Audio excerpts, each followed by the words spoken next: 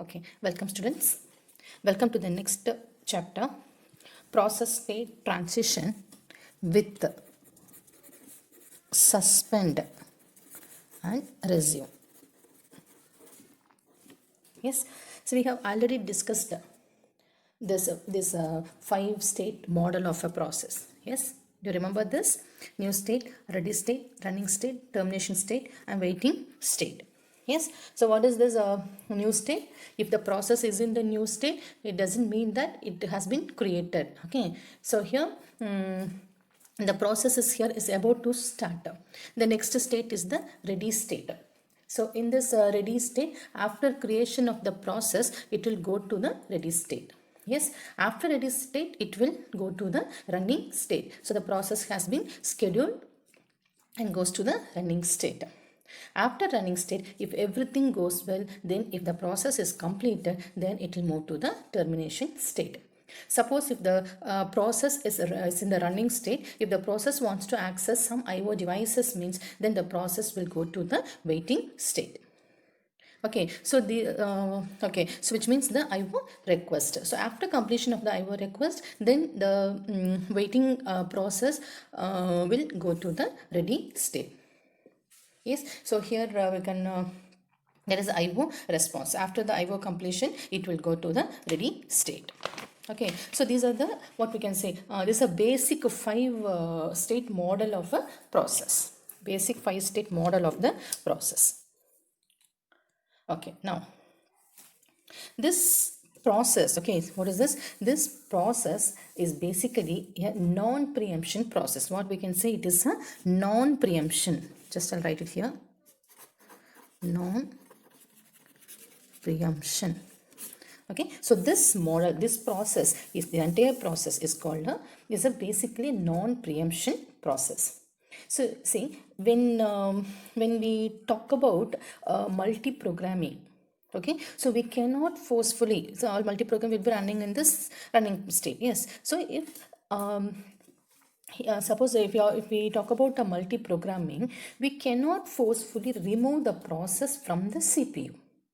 Okay, same way here, when process is running in the running state, if it requires any IO devices, it will move to the waiting process. Or if the process that is in the running process may go to the termination state. Okay, so till now, this is what called non-preemption process, which means we cannot remove the process forcefully from the CPU. Is it clear? We cannot remove any process forcefully from the CPU. Okay, now multi-programming, multi-process, okay, a multi-process may have some time quantum. Some process running now, yes, so some P1, P2, P3, these are some of the process are running. Yes, imagine, so multi-process. So this processes may have some time quantum to each process. P1 takes some time quantum, P2 takes some time quantum. Time quantum is allocated time for each process.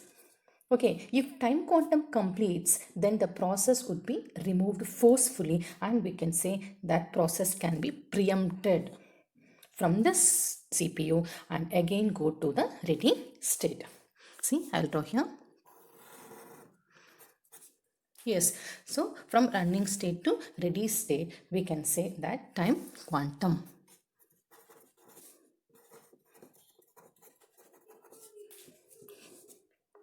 Is it clear? Yes. Again, I'll repeat it. So multi-process may have some time quantum to each process. Okay, if time quantum completes, then the process would be removed forcefully, and we can say the process can be preempted from the CPU, and again it will go to the ready state.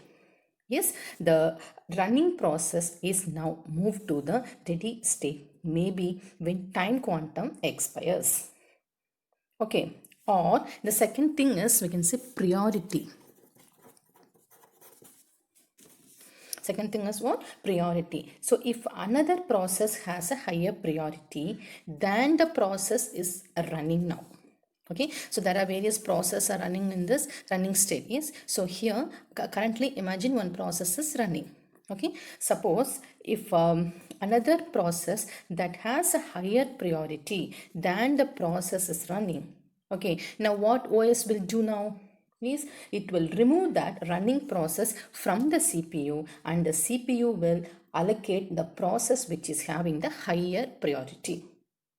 So in that case, the process will move from running state to ready state. Okay, so if you included this, then we can say it is a preemption process.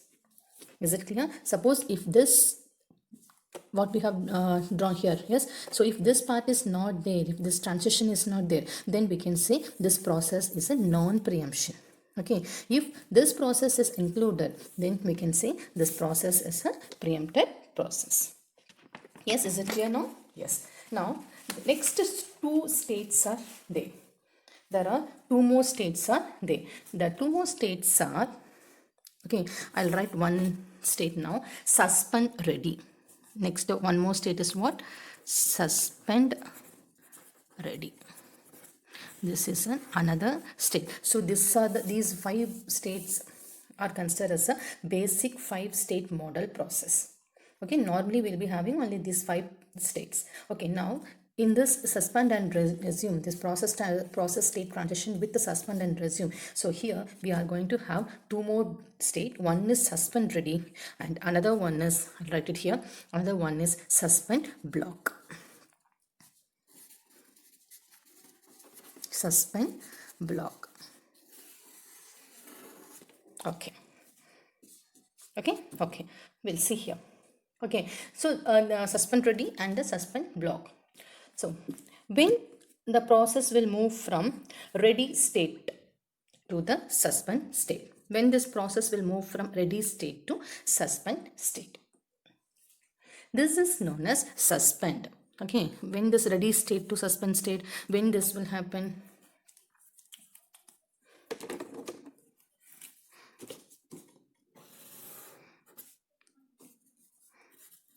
Suspend. It is known as suspend. Okay, so here this is suspend, and when a process resumes again back to the ready state, then resumes. Okay, now we'll see why. What is the requirement of having this suspend ready state? See, actually many processes will be there in the ready state. Yes, say P1, P2, P3, this all these processes are available in this ready state. Now, what are all the processes in the ready queue? All the processes will be in the main memory, isn't it? So some process P1, P2, P3 are all in the ready queue. So all these processes will be there in the main memory also. As we all know that the size of the main memory is very limited. As so we cannot put all the processes at the same time into the main memory, isn't it? Yes, and because of that reason, maybe one higher priority process has come to ready state. Okay, only one higher priority process has come to ready state, but there is no space for the other processes. Okay, so what operating system will do now? So operating system will take lower priority process from the ready state queue and suspend the process, and that process will be moved to or swapped out from the main memory to the secondary memory. So that state is known as suspend ready state. Is it clear? So maybe after some time, that suspended process, when there is an enough space in the main memory, then that process may be resumed and back to the ready state. Is it clear? Once again, you want me to explain? Yes? Okay. See, many processes will be there in the ready state. Okay, so now what are all the processes in the ready state queue? All these processes are all in the main memory. Yes, we know that size of the memory, main memory is very small. So we cannot put all the processes at the same time into the main memory. So because of that reason, one higher priority process has come to the ready state. but there is no space for any other process.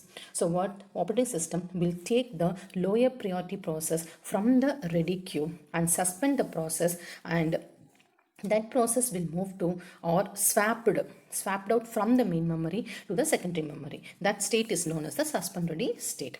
So maybe after some time, that process, when there is an enough space in the main memory, then that process may be resumed and back to the ready state. Okay, now we'll move to the next suspend block.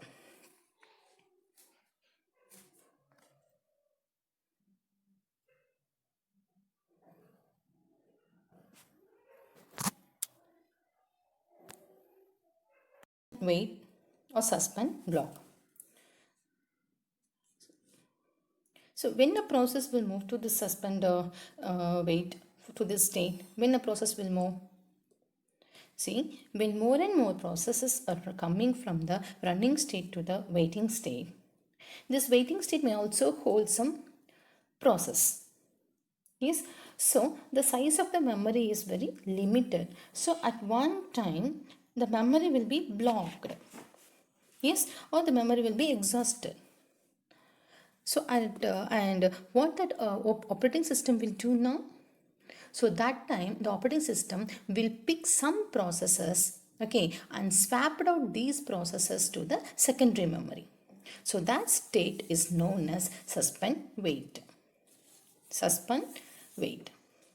When enough space is there, that process may be resumed back to this state. Yes. So it is not like that if the process is in suspended wait, then that process will not performing any IO operations. Still that process will be doing the IO operations. Okay, so in this transition shows that if that process has completed its IO operations, then that process is ready to go to the ready state. Okay, so that the process will switch to the suspended ready. After suspended ready, it can resume to the ready state. Okay, so this is the process state transition with suspend and resume. Thank you.